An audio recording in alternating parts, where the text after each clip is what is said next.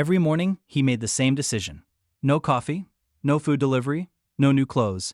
300 rupees saved. It felt responsible. It felt disciplined. It felt like progress. But at the end of the year, his life looked exactly the same. Same job, same stress, same fear when the salary notification arrived. Because no one ever told him the truth. You cannot budget your way into wealth. For years, he believed money was a spending problem. So he tracked every rupee, cut every unnecessary joy, said no to trips, no to dinners, no to living. People praised his discipline, but discipline without growth is just slow suffocation. He was playing defense with money while life kept attacking. Rent went up, fuel went up, his savings stayed small. And for the first time, he asked a dangerous question. What if the problem is not my expenses, but my income? That question changed everything. He stopped asking, what can I cut? And started asking, what can I build? Because building assets is not as satisfying as saving money. Saving gives instant pride. Building gives silent progress. No one claps when you learn a skill after work. No one notices when you study instead of scrolling. No one praises the first extra 1,000 you make. But something was changing. For the first time, his income moved. Not by hundreds, by thousands. He negotiated. He learned. He failed.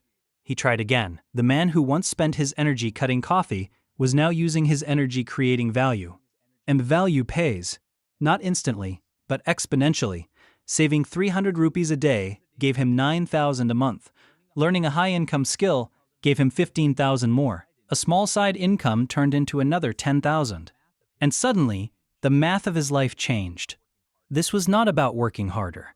He was already working hard. This was about working on something that grows. Because expenses are linear. Assets are exponential. Frugality shrinks your lifestyle.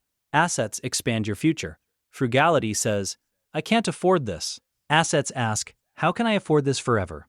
And the biggest shift was not in his bank account. It was in his mind. He stopped feeling guilty for wanting more. He stopped worshiping small savings. He stopped believing that wealth was created by restriction. Because the rich don't focus on how little they can spend. They focus on how much they can build. Months later, he walked past the same coffee shop, the place he used to avoid. This time, he walked in. Not because the coffee became cheaper, but because he became more valuable. He sat down, opened his laptop, and worked on the asset that now paid him while he slept. The coffee was never the enemy. The small expenses were never the reason he felt stuck. The real reason was this.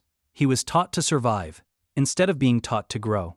Most people spend their lives trying to save money. Very few spend their lives trying to create it. What skill can I build that pays forever? What asset can I create once and earn from repeatedly? But one asset can change your entire life. Stop playing defense with money. Start playing offense. Stop thinking like a saver. Start thinking like a builder. Because the goal is not to live a smaller life.